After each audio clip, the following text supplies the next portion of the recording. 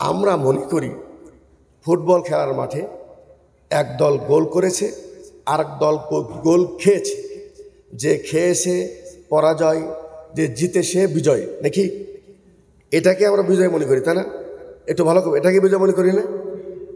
বিজয় শুধু পরাজয়কে বিপক্ষে পরাজয় করা নয়, কিন্তু এটা বিজয়ের একটা রূপ। একটা বিজয়ের কি?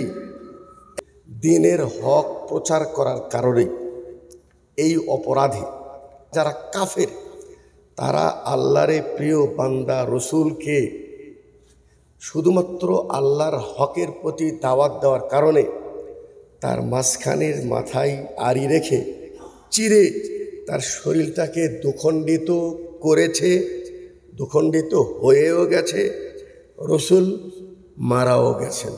বদরের যুদ্ধে সশস্ত্র বাহিনীর বিপক্ষে অর্ধেকের 3 ভাগের 1 ভাগ, 4 ভাগের 1 ভাগ, আর বাকি তারা। রসুল কি করলেন? আল্লাহর কাছে দোয়া করলেন, আয় আল্লাহ, এই ক্ষুদ্র কিছু সংখ্যক মোমেন তোমার গোলাম, তাদেরকে নিয়ে তোমার দিনের বিজয়ের জন্য এখানে বিপক্ষে কুফরের বিরুদ্ধে দাঁড়িয়েছে।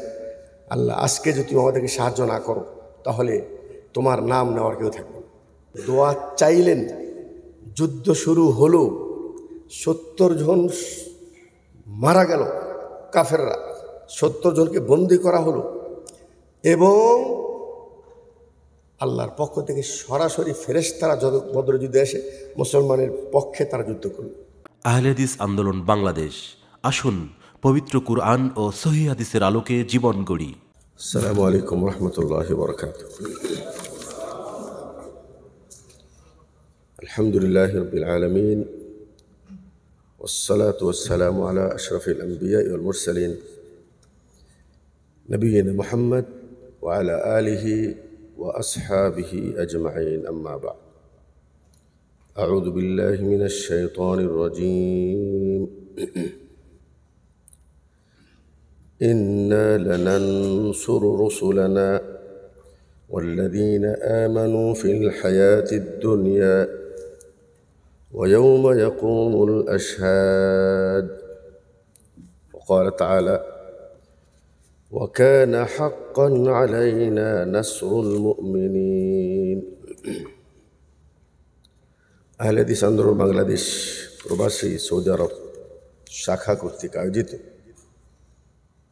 আজকের এই বিশেষ কর্মী সম্মেলনের সম্মানিত সভাপতি, উপস্থিত ওলামা একরাম এবং সংগঠনের বিভিন্ন স্তরের দায়িত্বশীল, আমার আলোচ্য বিষয় হল ইসলামী আন্দোলনের বিজয় স্বরূপ। বিষয়টি আমি মনে করি আমাদের প্রত্যেক কর্মীকে এ বিষয়ে সঠিক ধারণা, স্পষ্ট ধারণা থাকা উচিত। এই জন্য যে এই বিষয়ে আমাদের ভিতরে অনেক সংশয়, সন্দেহ বিরাজ করে, শুধুমাত্র এ বিষয়ে সঠিক ধারণা না থাকার কারণ। এই জন্য ধন্যবাদ জানাচ্ছি আমাদের দায়িত্বশীল ভাইদের। এই সাবজেক্টটি বা এই বিষয়টি ওনারা নির্ধারণ করেছেন, আপনাদেরকেও শুকরিয়া জানাচ্ছি। আপনারা বিষয়টা ইনশাআল্লাহ শুনবেন। তো এই বিষয়টি আমাদের স্পষ্ট ধারণা থাকা উচিত। আলোচনার হেডিং থেকেই যে জিনিসটা স্পষ্ট হচ্ছে সেটা হলেই আলোচনা হবে ইসলামী আন্দোলন নিয়ে। কী নিয়ে হবে? দুনিয়াবি আন্দোলনের সাথে আমাদের কোনো ওটা নিয়ে আজকে আলোচনা নেই। আলোচনা কি? ইসলামী আন্দোলন। আন্দোলন এবং আন্দোলনের বিজয়ের স্বরূপ আমরা বিশ্বাস করি, ইয়াকিন রাখি, সেটা হলেই যে পৃথিবীর মানুষ ইনারা চেষ্টার ক্ষেত্রে আন্তরিক হবেন, সঠিক পন্থায় চেষ্টা করবেন, কিন্তু ফলাফল আল্লাহর হাতে। ফলাফল কি? আল্লাহর হাতে। তাহলে এই এতটুকু কথাই স্পষ্ট, সেটা হলে যে প্রত্যেকটি ইসলামী আন্দোলন ওনারা এই তাকদীরের উপর বিশ্বাস করে বসে থাকবে না যে আল্লাহ তাআলা তো মায়ের পেটে থাকতেই আমল লেখা হয়ে গেছে, রিজিক লেখা হয়ে গেছে, জান্নাতি জাহান্নামী লেখা হয়ে গেছে, আল্লাহর দিন আল্লাহই কায়েম করবে, আমি চেষ্টা করলেও হবে না করলেও হবে। এটা কিন্তু তাকদীরের অর্থ নয়। তাকদীরের অর্থ কি? এটা তাকদীরের অর্থ কি? রিজিক আমার লেখা হয়েছে, এতে কোনো সন্দেহ আছে? কখন লেখা হয়েছে? যখন মায়ের পেটে ছিলাম। তারপরে আবার আল্লাহ কি বলছেন? ফাইদা কুদিয়াতিস সালাতু ফান্তাশিরু ফিল আরদ। সালাত পড়ার পর রিজিক অন্বেষণের জন্য পৃথিবীতে বিচরণ করো, বের হয়ে যাও। তার মানে হলে চেষ্টা আমাকে করতে হবে, তবে পাবো অতটুকুই যতটুকু আমার তাকদীরে আল্লাহ পাক লিখে রেখেছে।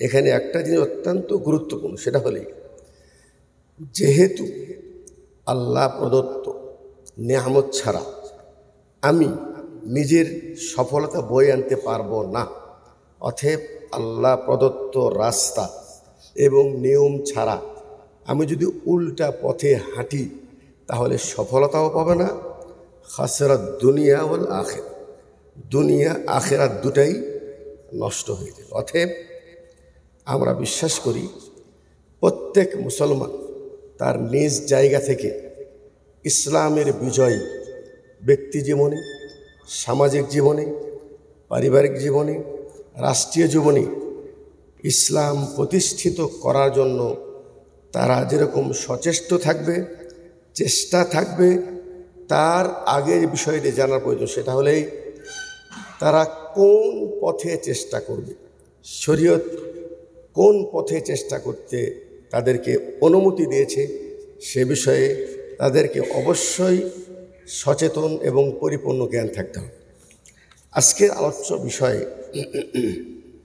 কর্মীদের জন্য অত্যন্ত গুরুত্বপূর্ণ। এই জন্য দেখুন, এখানে কোরআনের যে কিছু আয়াত আপনাদের সামনে এখন পড়ব, এইটা আর এর সাথে সাথে কিছু বাস্তব নমুনার সাথে একটু মিলিয়ে দেখেন।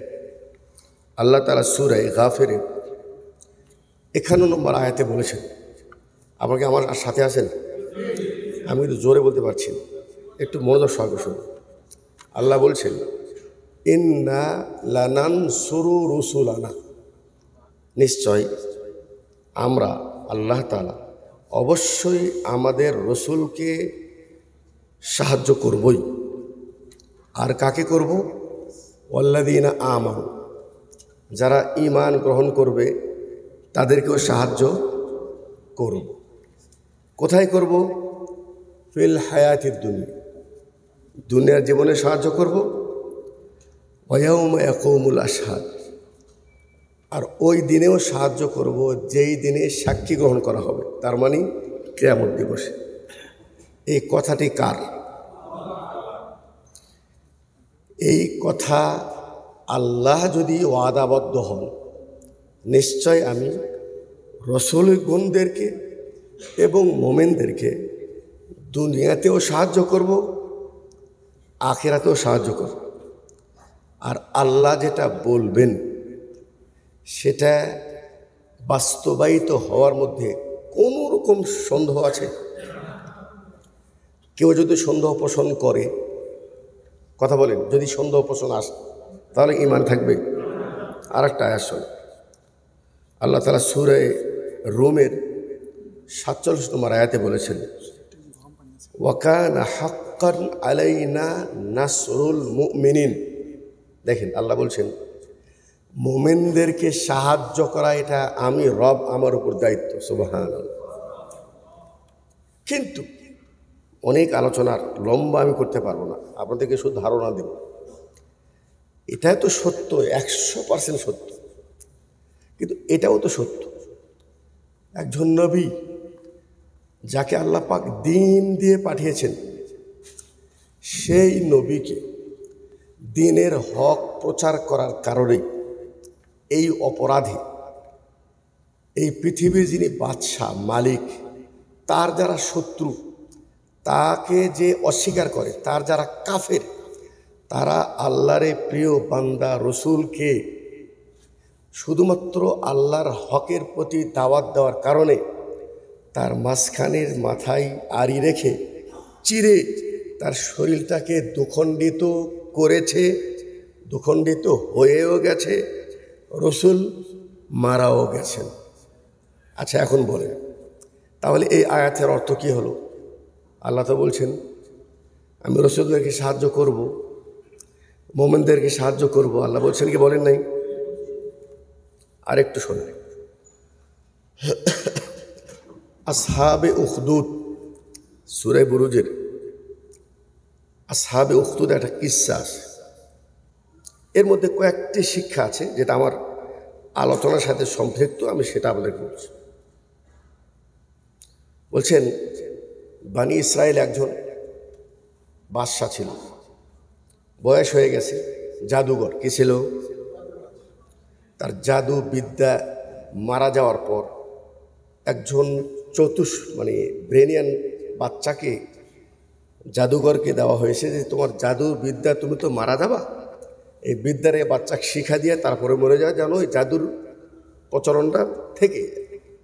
ঠিক আছে, বাচ্চা যাচ্ছে শেখার জন্য। আল্লাহ তার হেদায়েত চায়। আল্লাহ কি চাই? বলে কি চাই?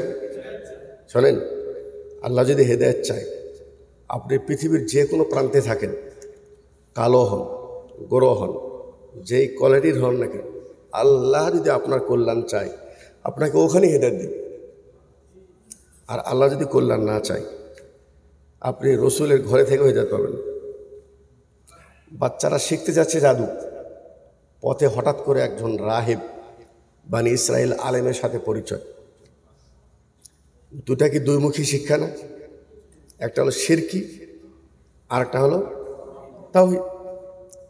সেখান থেকেও শিখছে, এখান থেকেও শিখছে, কিন্তু কোনটা সত্য, কোনটা সত্য, এরকম সন্দেহ কিন্তু আমাদের মধ্যে আসে। আল্লাহ তারা হেদায়েত চায়। একটা ওসিলা, রাস্তায় হাঁটতেছে, হঠাৎ করে দেখে একটা বড় হিংস্র জানোয়ার পথকে আটকা রেখেছে, মানুষ যে চলতে পারছে না। এখন সে মনে করল আমি আজকে যাচাই করব এই আলেম সত্য নাকি জাদুঘর সত্য। এখন সে হাতে একটা পাথর নিয়ে বলছে, আয় আল্লাহ, আমার তো মন টানছে এই আলেমের কথা সত্য, তাওহীদের কথা সত্য, সত্যিই যদি এরা সত্য হয়, আয় আল্লাহ, আমি এই পাথর নিক্ষেপ করছি, আল্লাহ তুমি হিংস্র জানোয়ারকে পথ থেকে সরিয়ে দাও। আল্লাহ তাআলা তার ঈমানকে বাড়িয়ে দিলেন, পাথর নিক্ষেপ করলেন, হিংস্র জানোয়ার সরে গেল। এখন আর কি সন্দেহ আছে কোনটা সত্য? সমস্যা হলেই আল্লাহ পাক এই ঘটনা যখন ওই আলেমকে বলেছে, আলেম বলছে তুমি তো অনেক কিছু শিখে ফেলে দিয়েছো, তবে শোনো, তার মানে তুমি সত্যকে জেনে ফেলে দিয়েছো। সত্যকে কি? সত্য যেহেতু জেনেছো, ভালো করে বোঝেন, সত্যটা যেহেতু তুমি পেয়ে গেছো, অতএব অতি সহজেই তুমি পার পাবা না, অবশ্যই তোমাকে পরীক্ষা করা হবে। এই জিনিসটা আমাদের প্রত্যেক কর্মীদের মাঝে রাখতে হবে। এই জিনিসটা আহাসিবান নাস আন ইউতরাকু আন ইয়াকুলু আমান্না ওয়া হুম লা ইফতানুন। আহলে হাদিস হয়ে গেছি, আহলে হাদিসের আন্দোলনের কর্মী হয়েছি। আমরা তো সে আল্লাহর ইবাদত করি যে আল্লাহ পৃথিবীর মালিক, তারপরেও আমার মসজিদ ভেঙে দেয়, আমার বাড়ি ভেঙে দেয়, আমার পরিবার আমাকে পরিবার থেকে বিচ্ছিন্ন করে দেয়। তখন আপনার ভিতরে সংশয় সৃষ্টি হয়, আমার কি তাওহীদের মধ্যে কোনো সন্দেহ আছে নাকি, আকীদার মধ্যে কোনো সন্দেহ আছে নাকি? তাহলে তখন বলে আল্লাহর সাহায্য আসতেছে না। সাহায্য আসতেছে না কেন? এত সহজে সাহায্য আসবে না। যত ইমানদার হবেন, অত আল্লাহ আপনার ইমানকে আরও পরিশুদ্ধ করার জন্য, আপনার ইমানকে যাচাই করার জন্য আপনার ইমানের অনুপাতে আল্লাহ পরীক্ষা দেবেন। সেই পরীক্ষায় পাশ করার পরেই জান্নাত। মাতা নাসরুল্লাহ, বড় বড় পাক্কা ইমানদার তারাও আল্লাহর পরীক্ষার সামনে একেবারে সংকীর্ণতা অনুভব নিয়ে বলছেন, আয় আল্লাহ, এত বিপদের পরেও সাহায্য যদি এখন না আসে তাহলে সাহায্য আর কখন আসবে? আল্লাহুল মুস্তাআন। আল্লাহ নবী সাল্লাল্লাহু আলাইহি ওয়াসাল্লাম বসেছিলেন কোথায়? কাবা ঘরের ছায়ার নিচে বসে আছে। ইসলামিক প্রাথমিক দিনে প্রথম পর্যায়ে সাহাবে একরামদের উপর জুলুম, রসুলের প্রতি জুলুম। কিছু সাহাবে একরাম এসে ইয়া রাসূলুল্লাহ আলা তানসুরুন আলা লানা আলা তাদউ লানা, হে রসুল আপনি তো আল্লাহর কাছে সাহায্য চাইলেই সাহায্য চলে আসবে, আপনি দোয়া করলেই দোয়া কবুল হবে। তো আপনি দেখছেন আমার পরিবার থেকে বাধা, আমাকে ঘর থেকে বের করে দিচ্ছে, পথে পথে আমার উপর জুলুম নির্যাতন করছে, তো আপনি কি আল্লাহর কাছে আমাদের জন্য সাহায্য চাইতে পারেন না? ভাষা দেখছেন, আমার জন্য দোয়া করতে পারেন না? রসুল কি বললেন? রসুল কিন্তু এটা বলেন নাই, আচ্ছা তাই তো, আসলে তো তাই, আচ্ছা তারা আমি দোয়া করছি। তা তিনি বলছেন, এই খবরদার, কি ব্যাপার, তুমি এখনই হতাশ হয়ে গেছো, এখন অধৈর্য হয়ে গেছো?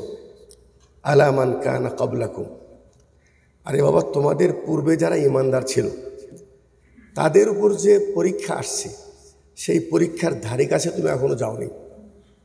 তাদের শরীরে লোহার চিরুনি দিয়ে গায়ের গোশতকে হাড্ডি থেকে আলাদা করেছে, লা ইয়াসরিফুহু যালিকা আন দীনিহি, তারপরেও তাদেরকে তাদের দিন থেকে সরাতে পারে নাই।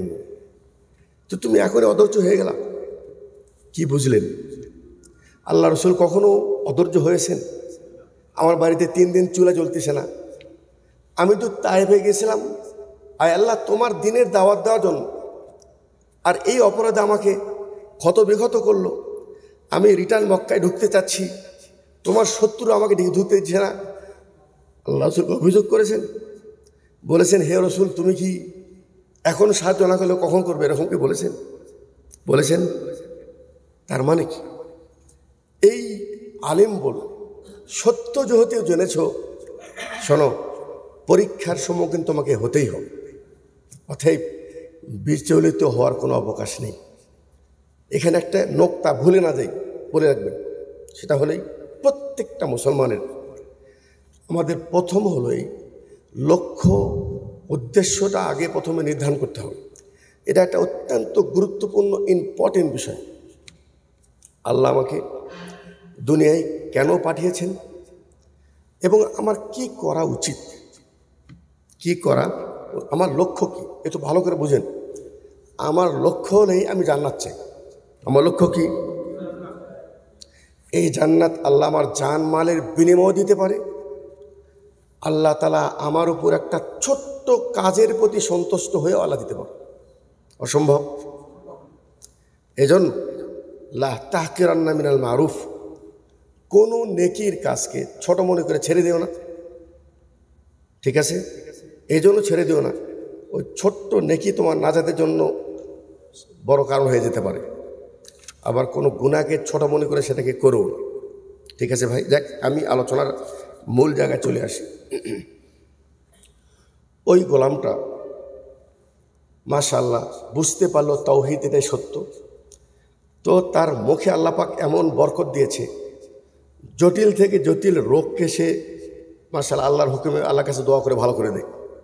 কুষ্ঠ রোগী, টাক পড়া রোগী, জটিল রোগ যেগুলো ভালো হওয়ার সম্ভাবনা নেই, ভালো হয়ে যায়। মানুষের কাছে সব কথাটা ছড়িয়ে পড়েছে। বাদশার একজন উজির জানতে পেরেছি অমুক বালক, সে মাশাআল্লাহ ঝাড়ফুঁক করলে ভালো হয়ে যায়। অন্ধ ছিল, অন্ধ, তাকে বলেছে আমি শুনেছি তুমি মানুষের রোগ ভালো করো। বলছে এটা ভুল, আমি ভালো করি, ভালো করে আমার রব। কে করে? আমার। তুমি যদি আমার রবের প্রতি ঈমান আনো, আমি তোমার জন্য দোয়া করবো, আমার রব ভালো করে দেবে। এমনটাই হয়েছে, দোয়া করেছে, সেই আজীবন অন্ধ মানুষ ভালো হয়ে গেছে আলহামদুলিল্লাহ। বাদশাকে দেখেছি, কিরে চোখ ফিরে পালি যে, কোথা থেকে পালি? আমার রব আমাকে চোখ ফিরিয়ে দিয়েছে। আরে আমার রব মানে আমি ছাড়া তোর কে রব আছে? আর জি উনি হলো এই পৃথিবীর স্রষ্টা, তাই নাকি? এই কথাটা পেল কোথেকে? দিছে মার শুরু। এই যে এখানে এসে শুধু মার না, তার ইতিহাস বলছে, মুসলিমের বর্ণনায়, তার মাথায় আড়ি রেখে তার শরীরটাকে দুখণ্ডিত করে দিয়েছে। সেই মুহূর্তে সে বলতে বাধ্য হয়েছে যে আমাকে শিখাইছে এই বালক, এই ছেলে। কথা বুঝতে পারছেন তো? তাহলে আল্লাহ যে বলছে ইন্না লানানসুরু রুসুলানা ওয়াল্লাযীনা আমানু, আমি মোমেনদেরকে অবশ্যই সাহায্য করব। কোথায়? দুনিয়ায়। রসুলদেরকে সাহায্য করব। কই? এই ওজিরকে আল্লাহর প্রতি ঈমান আনে নাই। কথা বলেন, ওনাকে শহীদ করে দেওয়া হলো, তো আল্লাহর সাহায্য আসলো কোথায়? এই সংশয়টা আপনার মনে আসে না? নাই পয়দা হলো কি না হলো না? এটা আপনার মধ্যেও সংশয়টা চলে আসে। আমি তো আহলে দিয়ে হয়েছি, আমি তো শিরিক ছেড়ে তাওহীদের পথে আসছি, তো আমার পথে এত বাধা। আমার বাড়ি ভাঙতে আসলো, আল্লাহ চাইলে তো তার হাত ওখানেই ভেঙে ফেল দিতে পারত। সংশয় আসে কি আসে না? আসলে শোনেন, বিজয় বলতে আমাদের সাধারণত যেটা ধারণা, সেটা হলেই আমরা মনে করি ফুটবল খেলার মাঠে এক দল গোল করেছে, আরেক দল গোল খেয়েছে, যে খেয়েছে পরাজয়, যে জিতেছে বিজয়, নাকি? এটাকে আমরা বিজয় মনে করি, তাই না? একটু ভালো করে, এটাকে বিজয় মনে করি না? কিন্তু এটা বিজয়ের একটা রূপ, একটা বিজয়ের কি একটা সাইড। আচ্ছা, এই জিনিসটা বোঝার আগে এখানে একটু মনে রাখেন, আর একটা আপনাকে বোঝানোর ক্ষেত্রে একটা হাদিস থেকে বলছি। রসুল বলছেন মা মিন মুসলিমিন ইয়াদউ, যে কোনো মুসলমান যখন কোনো দোয়া করে, আমি আর ওই ব্যক্তির দোয়ার মধ্যে যদি কোনো আত্মীয়তা বন্ধন ছিন্ন না থাকে, দ্রুত দোয়া কবুল হওয়ার যদি তার মধ্যে আশা আকাঙ্ক্ষা না থাকে, তাহলে আমি তার দোয়া অবশ্যই কবুল করি। তবে তিনটা মাধ্যম। কয়টা মাধ্যম? আমার আলোচনা বুঝতে পারছেন? ও যে বিষয়ে চাচ্ছে আমি তাড়াতাড়ি সেটা কবুল করে ওকে দিয়ে দিই। সন্তান হচ্ছে না, অসুস্থ, আল্লাহ আমাকে শেফা দান করো, দোয়া কবুল করলাম, শেফা দিলাম। ও বুঝলো কি বুঝলো না দোয়া কবুল হয়েছে? কথা বলে, বুঝেছে? আউ ইউদ্দাখারা লাহু, সে দোয়া করে, আমি দোয়া কবুল করি। ও যেটা চাচ্ছে সেটা আমি দেই না, আমি ও দোয়াটা সংরক্ষণ করে রেখে দিয়ে আমি আখিরাতে তা ওই দোয়ার ফল দিয়ে দিই। ওই কি জানলো আমার দোয়া কবুল হয়েছে? ও কি বুঝলো? আচ্ছা। আও অথবা ও চাচ্ছে কোনো জিনিস, আমি ওটা দিই না, আমি ওর কোনো অনিষ্ট তার যে জীবনে ছিল, আমি দোয়া কবুল করেছি, এই দোয়ার বদৌলতে আমি তাকে অনিষ্ট থেকে হেফাজতে রেখেছি। আল্লাহ বলছেন কোনো মুসলমান যদি দোয়া করে, তাহলে আপনি এখন যখন দোয়া করবেন তখন আপনার ভিতরে পুরা ইয়াকিন এবং বিশ্বাস থাকতে হবে দোয়া অবশ্যই কবুল হয়েছে। তবে রেজাল্ট হয় এটা, না হয় এটা, না হয় এটা। ভাই, আমার আলোচনার পিছনে বুঝতে পারছেন? এই ধারণা যদি আপনার মধ্যে থাকে, আপনি কি বলবেন আমার দোয়া কবুল হয়নি? এই যে ধারণা আছে, দোয়া কবুল মানে শুধু এটা না যে আমি যা চাচ্ছি সেটা পাবো, তা না, কবুল হওয়ার মাধ্যম আছে। ঠিক সেম আল্লাহর সাহায্য আসার একটা অর্থ হলেই প্রত্যক্ষ বিজয়, মানে আল্লাহর কাছে সাহায্য চাইছি। শোনেন, বদরের যুদ্ধে আল্লাহ নবী সাল্লাল্লাহু আলাইহি ওয়াসাল্লামের সংখ্যা কত ছিল? সাহাবা কিরামদের 300টা, আর বিপরীত 1000, তাই নাকি? সশস্ত্র বাহিনীর বিপক্ষে অর্ধেকের 3 ভাগের 1 ভাগ, 4 ভাগের 1 ভাগ, আর বাকি তারা। রসুল কি করলেন? সেজদায় রত হলেন, আল্লাহর কাছে দোয়া করলেন, আয় আল্লাহ, এই ক্ষুদ্র কিছু সংখ্যক মোমেন তোমার গোলাম, তাদেরকে নিয়ে তোমার দিনের বিজয়ের জন্য এখানে বিপক্ষে কুফরের বিরুদ্ধে দাঁড়িয়েছে। আল্লাহ, আজকে যদি তুমি আমাদেরকে সাহায্য না করো তাহলে তোমার নাম নেওয়ার কেউ থাকবে না। আল্লাহ দোয়া কবুল করেছেন, তাই নয় কি? কিভাবে কবুল করলেন? দোয়া চাইলেন, যুদ্ধ শুরু হলো, 70 জন মারা গেল কাফেররা, 70 জনকে বন্দী করা হলো, এবং আল্লাহর পক্ষ থেকে সরাসরি ফেরেশতারা বদর যুদ্ধে এসে মুসলমানের পক্ষে তারা যুদ্ধ করল। বিজয়ী মুসলমানরা হলো কি হলো না?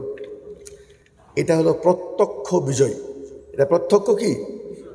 তাহলে কখনো যেমন ডাইরেক্ট দোয়া কবুল হয় বোঝা যায়, আর আপনি যে হকের উপর আছেন, হকের জন্য চেষ্টা চালিয়ে যাচ্ছেন, একটু ভালো করে বোঝেন। আপনি একটা মাদ্রাসা খুলেছেন, একটা মসজিদ বানিয়েছেন, এলাকাতে দাওয়াতে কাজ করছেন, মাশাআল্লাহ, আল্লাহ তাআলা সহজ করে দিয়েছে, মানুষ কবুল করতেছে, এলাকায় আপনার দাওয়াত ছড়িয়ে গেছে। তাহলে বিজয়ের এটা একটা রূপ মাত্র, বিজয়ের একটা। আর একটা রূপ হলো এই, ইব্রাহিম আলাইহিস সালাম যখন ইরাক থেকে যখন তিনি শামে আসতেছিলেন, তখন কি নিয়ম ছিল যে বাদশার কাছে গেলে যদি কোনো নারী তার কাছে থাকে তাহলে বাদশা তাকে একদিন কাছে চাই। তখন কিসা জানেন কি জানেন না? তখন তিনি বলেছিলেন এটার সাথে তোমার কে? তখন কি বলছেন তিনি? এটা আমার বোন। আসলে ওর কি স্ত্রী, কিন্তু অতি সুন্দরী সারা। তারপরে বাদশা তাকে তার কাছে চেয়েছিল, ঠিক আছে। সারা কি করেছিলেন? অজু করে 2 রাকাত সালাত পড়েছিলেন, আল্লাহকে বলেছিলেন আল্লাহ তুমি আমাকে হেফাজত করো। এখন ওই বাদশা যখন তার কাছে আসতেছিল, আসার সক্ষমতা তার শরীরে হারিয়ে ফেলে দিয়েছে, আসতেই পারছে না। আবার চেষ্টা, আবার ফেল, আবার চেষ্টা, আবার ফেল। তার মানে হলো একটা বিজয় হলো সরাসরি বিজয়, আর একটা বিজয় হলো যে প্রতিপক্ষকে জায়গা মতো ঘায়েল, কাছে আসতে পারছে না, ওখানেই শেষ। আল্লাহ রসুল সাল্লাল্লাহু আলাইহি ওয়াসাল্লাম যখন জাবালে সওরে আশ্রয় নিয়েছিলেন, কোথায়? যখন হিজরত করে আসছিলেন, ওরা কি জাবালের উপরে গিয়েছিলেন কি জান নাই? আবু বকর বলছেন ইয়া রাসূলুল্লাহ, আমি তো ওদের পা দেখতে পাচ্ছি, ওরা তো আমাদের উপরে দাঁড়িয়ে আছে, শুধু নিচের দিকে তাকালে আমাদেরকে দেখে নেবে। আল্লাহ রাসূল কি বলছেন? যে তুমি আমাদেরকে দ্বৈধ মনে করছো? আল্লাহু মা'ানা, আল্লাহ আমাদের সাথে আছেন, তৃতীয় জন আছেন, আল্লাহ আমাদের সাহায্য হন। তার মানে কি? এটা হলো ইমানের শক্তি, ইমানের শক্তি। আল্লাহুল মুস্তাআন।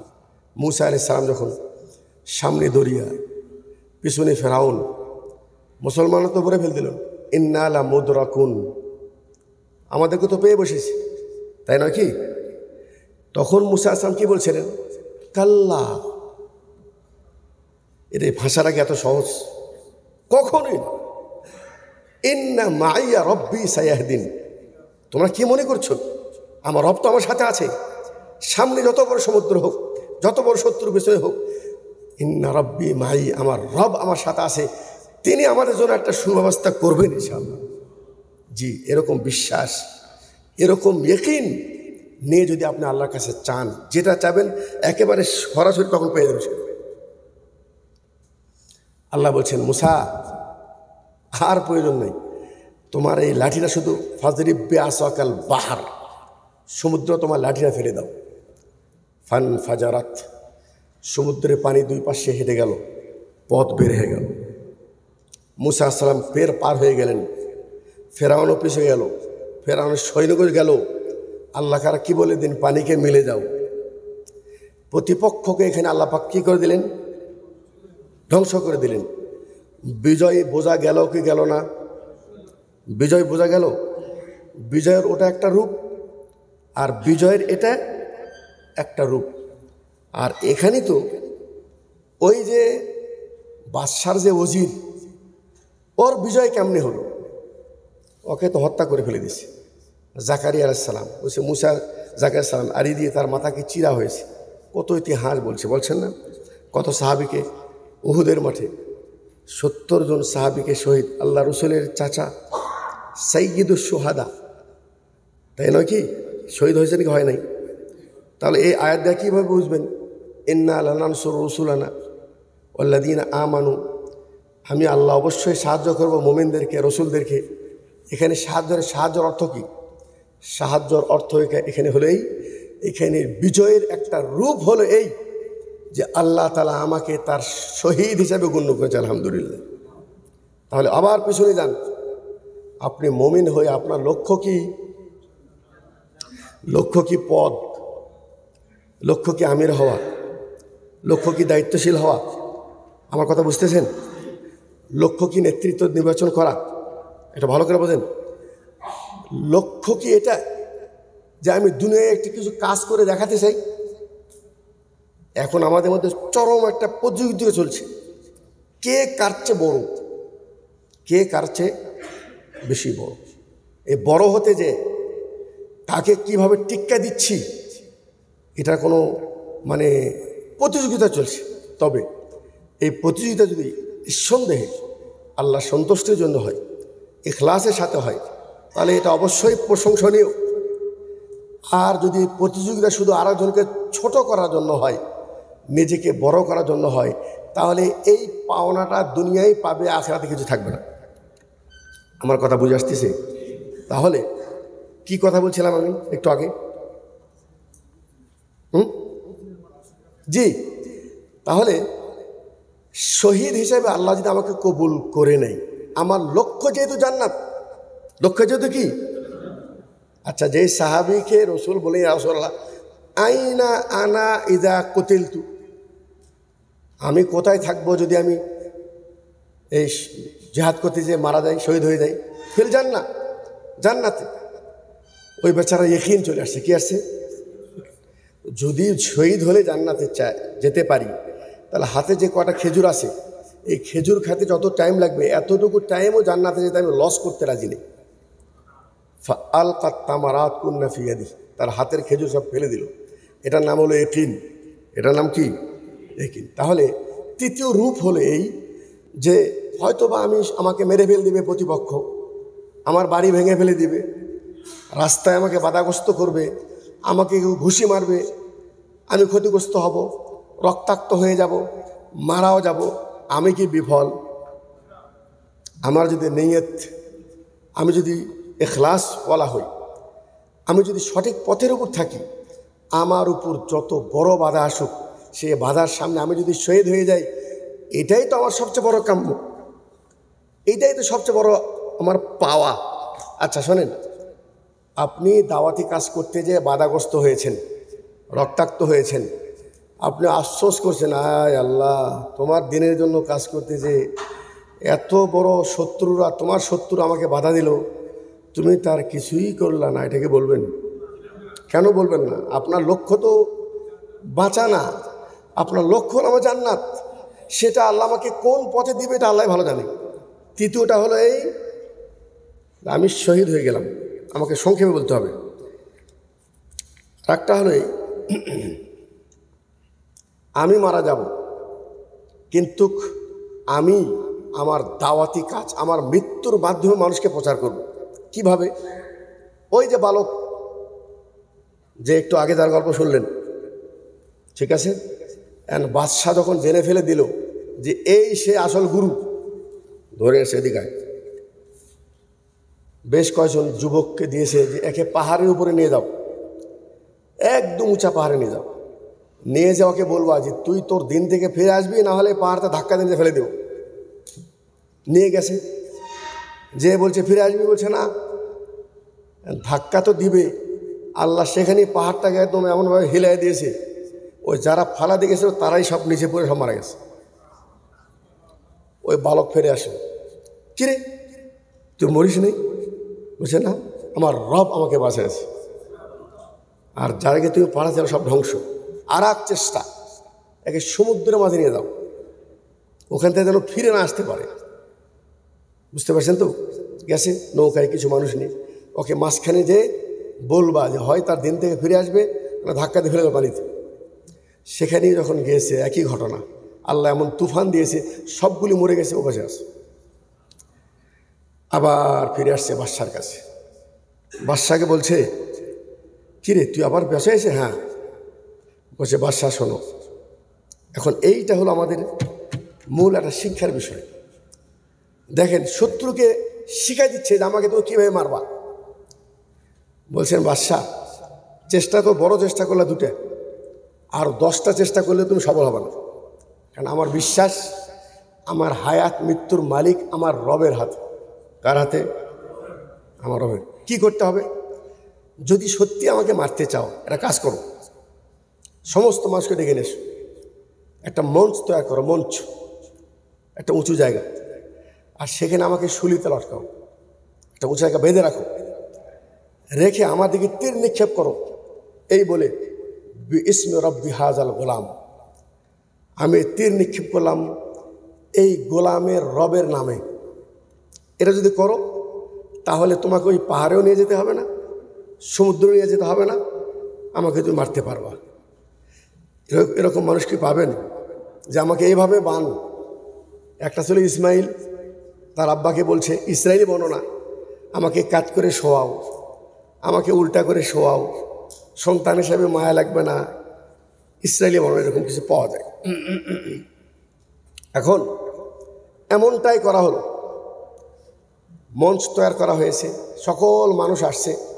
দেখেন এখন বাদশার তার লক্ষ্য তাকে মারবে, তাকে কি এখন তীর নিক্ষেপ করছে, বিইসমি রব্বি হাযাল গোলাম, এই গোলামের রবের নামে তীর নিক্ষেপ করলাম। তীর লেগে গেছে, তার গলায় লেগেছে, ওই দিকটা বের হয়ে গেছে, সে সেখানেই শহীদ হয়ে গেছে। আচ্ছা, আল্লাহ যে বললেন ইন্না লানানসুর রুসুলানা ওয়াল্লাযীনা আমানু ফিল হায়াতিদ দুনিয়া, নিশ্চয় আমি দুনিয়াতে মুমিন এবং রসুলগণকে সাহায্য করব, দুনিয়াতেও সাহায্য করব, আখিরাতেও সাহায্য করব। এই বালক কেন শহীদ হলো? জি, বালক তো শহীদ হয়ে গেছে, যতগুলি শ্রোতা ছিল তারা বলছে এই বাদশাহ তো এই বালককে মারতে পারত না যদি এই বিইসমি রব্বি হাযাল গোলাম ছাড়া যদি না বলতো। তার মানে যে এই বালকের রব তিনি হলো পৃথিবীর স্রষ্টা, আমরা সবাই সেই বালকের রবের প্রতি মানলাম। সুবহানাল্লাহ। এটার দ্বারা ওলামা একরাম বলছেন এটাও একটা বিজয়ের রূপ। আমি মারা গেছি কিন্তু আমার মাধ্যমে হক আমি ছেড়ে দিলাম, হক বুঝে গেছে মানুষ। যেই হক থেকে মানুষ বাধা দেওয়ার জন্য বাচ্চাকে মারতে চাচ্ছে, বাচ্চা নিজে শহীদ হয়ে তার হকটা মানুষের কাছে পৌঁছায় দিতে পারলো কি পারলো না? ইতিহাস সামনে আরো লম্বা। বাদশা তাদেরকে সব ধরে নিয়ে এসে একটা বড় স্তূপ বানিয়ে আগুন জ্বালায় তাদেরকে নিক্ষেপ করে। পরীক্ষা, একটু আগে বলছেন না, অবশ্যই পরীক্ষিত হবে তোমরা। তাহলে এটাও একটা বিজয়ের রূপ হলো এই যে আমি হয়তো শহীদ হয়ে যাব কিন্তু আমার দাওয়াত টিকে যাবে। আমার দাওয়াত কি?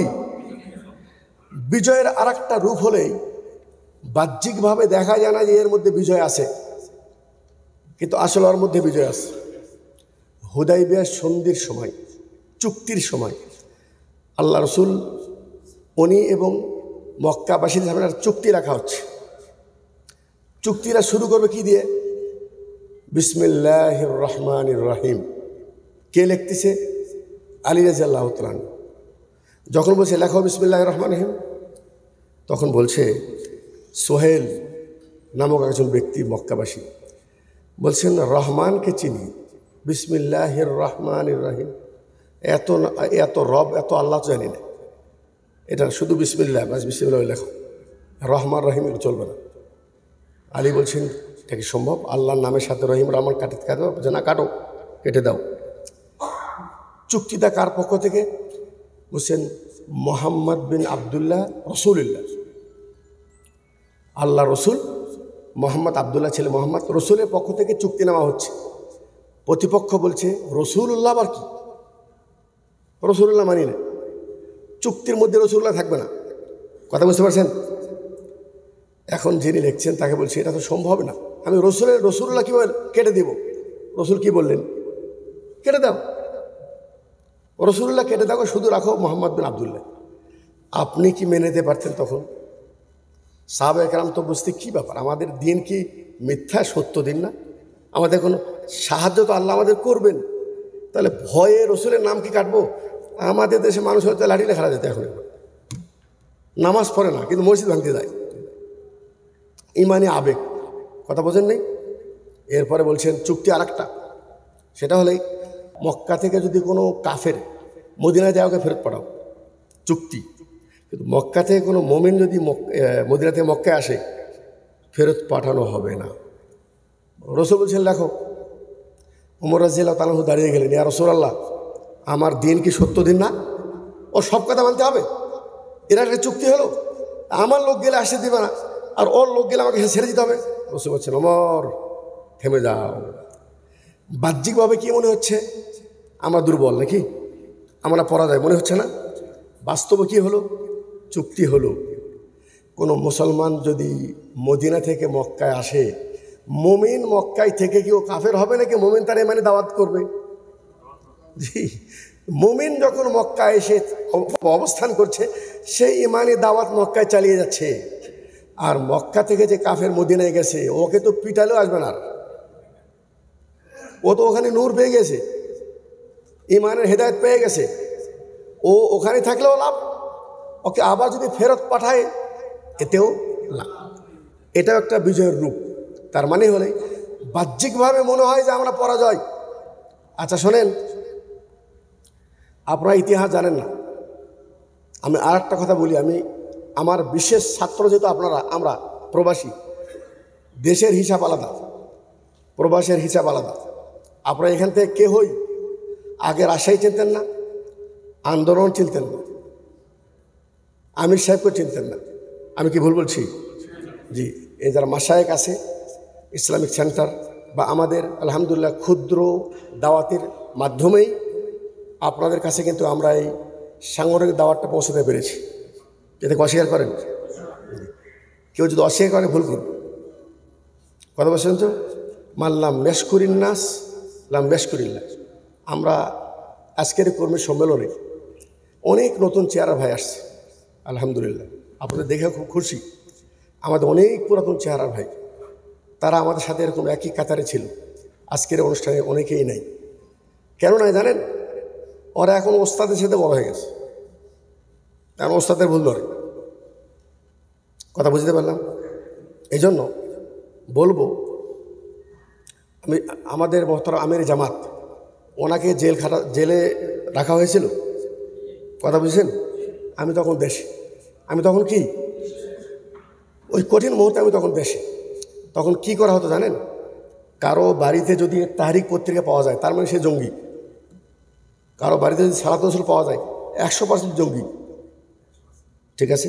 সেই মুহূর্তে আমাদের কিছু ইসলামী সংগঠনের ভাইয়েরা যে ফরম নিয়ে যে বলে বাঁচার কোনো পথ নেই, একটাই পথ হলো আমাদের সংগঠনের ফরম পূরণ করে প্রমাণ করো যে আমি আন্দোলন করি না, আমি অমুক সংগঠন করি। এভাবে প্রত্যেকটা কর্মী বাড়িতে গেছে, কিন্তু আমাদের কোনো কর্মী যারা একনিষ্ঠ কর্মী তারা এই বিপদের সময়ও 1 সেকেন্ডের জন্য তাদের ফরম তো পূরণ করেই নাই। অনেক কর্মী জেল খেটেছে, জুলুম নির্যাতন সহ্য করেছে, তারপরেও তারা জেলে, ওদেরকে পুলিশেরা ধরে নিয়ে গেছে। বগুড়ার এই যে আমাদের গাঁও ভাইয়ের ছেলে এখানে আছে, আব্দুর রহিম ভাই, এদেরকে ধরে নিয়ে থানায় গেছে যে এই তোরা কোন দল করিস? গালেব সাহেবের দল করিস। আরে বুকের পাটা কত বড় রে! গালেব সাহেব জেল জঙ্গিদের প্রধান, আর এই জেলখানায় থানায় এসে বলতে গালেব সাহেব দল করি। তো গালেব সাহেব জঙ্গি বলছে, জি না, গালেব সাহেব জঙ্গি না, আমরাও জঙ্গি না, আসলে জঙ্গি অন্য কেউ। এই কথা বলা কি এত সহজ? কে বলবে? যার ভিতরে পুরো সাহস, নিজের বিষয়ে একেবারে পরিপূর্ণ ইয়কিন যে সম্পূর্ণ এটা যা কিছু হচ্ছে সব ষড়যন্ত্র, সব কি আর একজন আমাদের একেবারে উচ্চ পর্যায়ে কর্মী, উচ্চ পর্যায়ে, উনি আবার কৌশল খাটাচ্ছে, কৌশল ধরে, সেখানে আন্দোলনের বড় কর্মী বলছে তুই কোন দল করিস? ও চিন্তা করছে যদি আন্দোলন বলি তাহলে তো আরও কেস বড় হয়ে যাবে। ও বলছে আমি কোনো দল করিনি। যারা বগুড়ায় বলছিল আন্দোলন করি, সবাই জানি আন্দোলনের নিষ্পাপ, ডাইরেক্ট সাহেব ষড়যন্ত্র শিকার, অথব চলে দাদা তোদের কোনো দোষ নাই, পাইকে দিস। আর যে কৌশল খাটাছে কোনো দল করিস না, তার মানে তুই জঙ্গি হলো। বোঝা গেল? এখানে যে কথাই বলছি সেটা হলে আমির সাহেবকে অ্যারেস্ট করে আমাদের কর্মীদেরকে যে বলছে ফরম পূরণ করো, তা না জানে না। তার মানে হলে গালেব সাহেবকে যদি সরাইয়া দাও তাহলে মোটামুটি আহলে হাদিস যুবক আমরা তাদেরকে আসতে পারবো, সমস্যা নেই। কথা বুঝতে পারো তো? এটা ছিল টার্গেট। ঘটল কি? যেই জেলে যায় জেলারও আহলে হাদিস হয়ে যায়, পুলিশও আহলে হাদিস হয়ে যায়, জেলখানার ভিতর কর্মীরাও সেখানে আহলে হাদিস হয়ে যায়। আর উনি জেলখানার বসেই উনি রসুলের জীবনে যে বইটা উপহার দিয়েছেন, এটা কি ছোটোখাটো খেদমত? তাহলে শোনেন, বিজয়ের এটা একটা রূপ। মনে হচ্ছে যেন আমি কোণঠাসা, কিন্তু আল্লাহ বিজয় আমাকে অন্যভাবে দিবে, আমি বুঝবই না। আমি কি বুঝাতে পারলাম? এখন আমাদের প্রত্যেক কর্মীকে কি করতে হবে, আমি খুব সংক্ষিপ্ত আকারে আলোচনা করে টাইম শেষ হয়ে যাচ্ছে। সেটা হলেই শোনেন, বিজয় শুধু পরাজয়কে বিপক্ষে পরাজয় করা নয়, বরং এই বিজয়ের রূপরেখাটা আপনার মধ্যে রাখতে হবে। প্রথমে আপনি জানবেন যে আপনি সত্যের উপর আছেন কিনা। এটা হলো শুধু শোনা নয়, জাগ্রত জ্ঞানের আলোকে। এখানে আর একটি কথা বলে দেয় ভালো করে, যত ভাই বোন আছেন এখানে, আল্লাহকে সাক্ষী রাখা বলছি, আমি বা আমার সংগঠন এই দায়িত্বে নাই যে আমাদের সাথে সংগঠন করলে আপনি জান্নাত পাবেন। এই কথা আমরা কেউ বলিনি, বলবো না, এই দায়িত্ব আমরা নিতে পারবো না, এটা কেউ নেবে। আমরা কি করি? আমরা হলো একজন মানুষকে জান্নাতের পথ দেখায় দেই এবং একসাথে সম্মিলিতভাবে ওই রাস্তায় চলার আমরা চেষ্টা করি মাত্র। ঠিক আছে? অতএব ওই রাস্তা চলতে হবে আপনারই, চিনতে হবে আপনারই, এবং সে রাস্তায় পথ অতিক্রম করতে হবে আপনাকে নিজেই। আমি যেই নামেই নিজেকে পরিচয় দিই, যেই সংগঠনের সাথে পরিচয় হই না কেন, এই নাম, এই পরিচিতি আমাকে নাজাতের জন্য যথেষ্ট নয়। তাহলে আমি আলোচনা গুটিয়ে নেব। প্রত্যেক কর্মী, আল্লাহকে সাক্ষী রেখে বলছি, আপনার আকীদার সংশোধন আপনাকে করতে হবে, আপনার আমল আপনাকে করতে হবে। আমি আপনি কেউই জান্নাতের এখানে সার্টিফিকেট পাই নাই। আমরা হলো তাআওয়ানু আলাল বিররি ওয়াত তাকওয়া, ভালো কাজে একে অপরের সহযোগিতা করব, খারাপ কাজ দেখলে একে অপরকে নিষেধ করে চলব। চেষ্টা একটাই, এখানে আমাদের দুনিয়ার কোনো চাওয়া পাওয়া নেই। লক্ষ্য উদ্দেশ্য কি বলেন? নির্ভেজাল তাওহীদের প্রচার ও প্রতিষ্ঠা এবং জীবনের সর্বক্ষেত্রে কিতাব ও সুন্নাহর যথাযথ অনুসরণের মাধ্যমে আকীদা এবং আমলের সংশোধনের মাধ্যমে আমরা আমাদের এই দুনিয়ার জীবনটাকে একমাত্র আল্লাহর সন্তুষ্টর জন্য পরিচালিত করতে চাই। ঠিক আছে ভাই? আমি একটা কথা বলছিলাম আমাদের সম্পাদক মণ্ডলীর বৈঠকে, যে আমাদের ভিতরে এখন অনেক অভিমান। আমি দুঃখের সাথে বলছি, দুঃখ নয় বরং এটাই বাস্তব। আল কাসিম থেকে আমরা খুব অল্প সংখ্যক ছেলেরা আসলাম কর্মী সম্মেলন, যদিও আমরা বাহ্যিকভাবে তাদের ওজরটাকে কবুল করে নিয়েছি। কি ওজর? অনেকে কাজকাম আছে, উপার্জনের এখন অনেক বাধা বিঘ্নতা আছে, আবার পথে হচ্ছে কি নাম, পুলিশ গ্রামা দিচ্ছে, বিভিন্ন কারণে কর্মী বেশি আসে নাই। কিন্তু সেটা পরে আমি প্রত্যেক ওই কর্মীকে বলবো, যিনি আহলে আন্দোলনের কর্মী, আপনি কি আসলে সংগঠনকে ভালোবাসেন? যদি আপনি সংগঠনকে ভালোবাসতেন আর সংগঠনকে যদি আপনি জাগ্রত জ্ঞানের আলোকে সংগঠন করতেন, তাহলে আপনাকে না নিয়ে আসলেও আপনি আসতেন। সেটা কাসিমের যেটা অবস্থা, খাবজির ওটাই অবস্থা, রিয়াদের ওটাই অবস্থা। কিন্তু আমাদের এখন এমন অবস্থা, মনে হচ্ছে এই সংগঠনটা হলো আখতার মাদানী সংগঠন, গালেব সাহেবের সংগঠন, এটা অন্যান্য সংগঠনের মতো এটাও একটা সংগঠন, এখানে কোনো বেনিফিট নাই, এখানে শুধু দাও দাও দাও। অতএব আজ এই অভিযোগ, কাল সেই অভিযোগ, কাল এই অভিমান, আজকে এনি নাই, কালকে ওনার টাইম নাই, একটা পর একটা অভিযোগ, একটা পর একটা কি অভিযোগ। তো আসলে আমরা মনে করি, ভালো করে বোঝেন, আলহামদুলিল্লাহ, দিন সত্য দিন জানা এবং প্রচারের ক্ষেত্রে আমরা মনে করি এটা একটা সুন্দর প্ল্যাটফর্ম, সুন্দর একটা কি প্ল্যাটফর্ম। সবসময় আপনাদেরকে বলছি, আপনাদেরকে আমরা এখনও ভুল পথে পরিচালিত করার চেষ্টা করিনি। অতএব এর চেয়ে কোনো ভালো প্ল্যাটফর্ম পাইলে আমরা নিজেও সেখানে যাব, আপনাদেরকে সেখানে ডাকবো ইনশাল্লাহ। একটু ভালো করে বুঝি, এই কথার অর্থ এটা নয় যে আহলে হাদিসে অন্য যেগুলো প্ল্যাটফর্ম আছে সেগুলোকে আমি বাতিল বলেছি, আমি কিছু বলিনি। আমি বলছি আমার জানা মতে এটা একটা সুন্দর প্ল্যাটফর্ম। যেই ভাই নিজ জায়গা থেকে সহি আকীদার বিশুদ্ধ আমলের যদি দাওয়াত দিয়ে থাকে, আহলান সাহলান, প্রত্যেক আহলে হাদিস তাদের জায়গা থেকে দাওয়াতি কাজ করবে, আমরা এটাকে সাধুবাদ জানাই এবং তাদের অগ্রগামীর জন্য দোয়া করি। আমরাও আমাদের এই সংগঠনটাকে শুধুমাত্র আল্লাহ সন্তুষ্টর জন্য, দিন প্রচারের জন্য। একটা কথা আমি প্রথমে ভুলে গেছি, সেটা হলো দাওয়াত হয় দুই রকম। কয় রকম? আলোচনা এটা শেষ। দুই রকম দাওয়াত। এটা হলো আম, ওযু শিখানা, নামাজ শিখানা, হজ, মানুষের আকীদা সংশোধন, এটা হলো আম। আর একটা হলো খাস। আর একটা কি খাস কি জানেন? মুসলমান তো সবাই আছে, কিন্তু আল্লাহ নবী সাল্লাল্লাহু আলাইহি ওয়াসাল্লাম যখন উহুদের মাঠে যাচ্ছেন যুদ্ধের জন্য, এখন ওনারা কি চাচ্ছেন? একটা লক্ষ্য উদ্দেশ্যকে বাস্তবায়ন করার জন্য, প্রতিপক্ষকে তার সঙ্গে মোকাবেলা করার জন্য। এখন কি প্রয়োজন? বাচ্চা মানুষের প্রয়োজন, নারীদের প্রয়োজন, নাকি যুবকদের প্রয়োজন, জিহাদ করার মতো মানুষের প্রয়োজন? শোনেন, ইটালি যখন যায় প্রবাসীরা, নৌকায় যায়, পার হয়, আসে না অনেকে পড়ে যাবে। নৌকায় যারা যাচ্ছে ওদেরকে ইটালির এই প্রান্ত থেকে, মানে লেবাননের এই প্রান্ত থেকে ইটালি ওখানে যেতে হবে। সবাই নৌকায় আরোহণ হয়েছে, ঠিক আছে। এখন নৌকাবাসীরা ওরা কি চেষ্টা করবে? সবাই চেষ্টা করে ওই রাস্তায় পৌঁছার জন্য।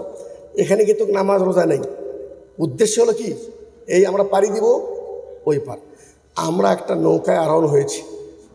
আমাদের নৌকাটা হলো পবিত্র কোরআন এবং সেই হাদিস পরিচালিত নৌকা। এখানে নৌকার বৈঠা, এই নৌকার মাঝি, এই নৌকার যিনি নিয়ন্ত্রক, একজন আমির আছেন, নিয়ন্ত্রণ করছেন।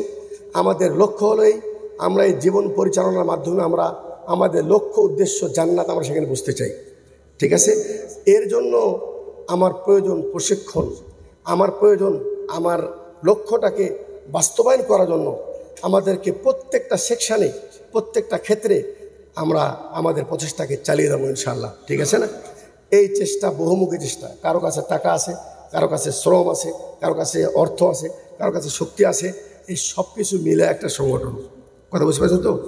এই জন্য এটা নিয়ে খামাখাই রাস্তাঘাটে সংগঠন করা বেদাত, সংগঠন করা যাবে না, এগুলি বলে মানুষকে বিভ্রান্ত করার কোনো প্রয়োজন নেই। সবাই আমরা মুসলিম, সহি আকীদা যারা দাওয়াত দেবে সবাই আমাদের দিনই ভাই। তবে প্রত্যেকেই আমরা আমাদের জায়গা থেকে দিন প্রচারের চেষ্টা চালিয়ে যাচ্ছি। আল্লাহ আমার দ্বারা যতটুকু চাইবেন অতটুকু পাবো। এই কোনো প্রয়োজন নেই আমি এটা করেই ছাড়বো, এটা আমি করবই, এরকম কথা আমরা বলার কোনো অবকাশ নেই। আল্লাহ যতটুকু চাইবে অতটুকু করবো ইনশাআল্লাহ। পরিশেষে আমি প্রথমেই রব্বুল আলামিনের দরবারে শুকরিয়া জানাচ্ছি যে রব্বুল আলামিন দয়া করে আমাদেরকে এই পবিত্র জুমার দিনে আজকে এই রিয়াদি বাদিয়া সেন্টারে এসে দিনের কিছু কথা বলার সুযোগ দিয়েছেন। আল্লাহ দরবারে শুকরিয়া জানাই। তার সাথে সাথে আমাদের সম্মানিত সভাপতি, ওনার শুকরিয়া জানাচ্ছি। ওনার চেষ্টায়, ওনার এই ইসলামিক সেন্টারের সহযোগিতায় আমরা এখানে আজকে এই কর্মী সম্মান করতে পারলাম। আল্লাহ পাক শেখের ইসলামিক সেন্টারের দায়িত্বশীল আল্লাহ পাক উত্তম বলা দান করুন। আপনাদের প্রত্যেকেই শুকরিয়া। কাসিম থেকে আসছেন, হাবজি থেকে আসছেন, রিয়াদ থেকে আসছেন, সকাল থেকে আমাদের সাথে আছেন। আমি আমার পক্ষ থেকে, সংগঠনের পক্ষ থেকে শেখ আপনাদের শুকরিয়া জানাবেন। আপনারা ধৈর্য সহকারে আলোচনা শুনলেন। আমি আপনাদের সবাইকে অন্তর থেকে ভালোবাসি। আল হুব্বু ফিল্লাহ, আল্লাহর জন্য ভালোবাসি। আপনাদের সাথে আমাদের সম্পর্ক দিনের সম্পর্ক, ইনশাআল্লাহ এই দিনের সম্পর্ক আমাদের থাকবে ইনশাআল্লাহ। আল্লাহ আমাদের সবাইকে সুস্থ রাখুন, ঈমান অবস্থায় টিকে রাখুন। আমরা যেন যতদিন জীবিত আছি সত্যের উপর যেন নিজে অবিচল থাকতে পারি, সত্যের দাওয়াত দিতে পারি এবং সত্য নিয়ে যেন দুনিয়া থেকে বিদায় হতে পারি। আল্লাহ পাক সবাইকে তৌফিক দান করুন। আকুলু কওলি হাদা ওয়া আস্তাগফিরুল্লাহ লি ওয়া লাকুম ওয়া লিসাইরিল মুসলিমিন। আসসালামু আলাইকুম ওয়া রাহমাতুল্লাহি ওয়া বারাকাতুহু।